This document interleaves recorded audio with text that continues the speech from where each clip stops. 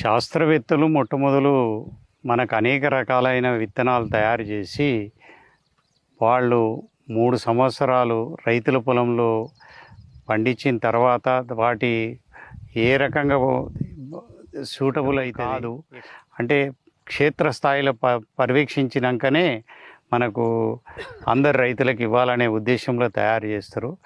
వాటిని మన క్షేత్రంలో మొట్టమొదటి మినికిడిగా అంటే చిరు సంచిని మన దగ్గర పండించిన తర్వాత ఏది బాగుంది ఏది బాగలేదని పడిపోతుందా, లేకపోతే మనకు ఈ విత్తనము కనీసం 30 క్వింటాల పైబడి వస్తేనే మనం పండిస్తే ఏమైనా లాభం. కాబట్టి మనము ఈ కూనారం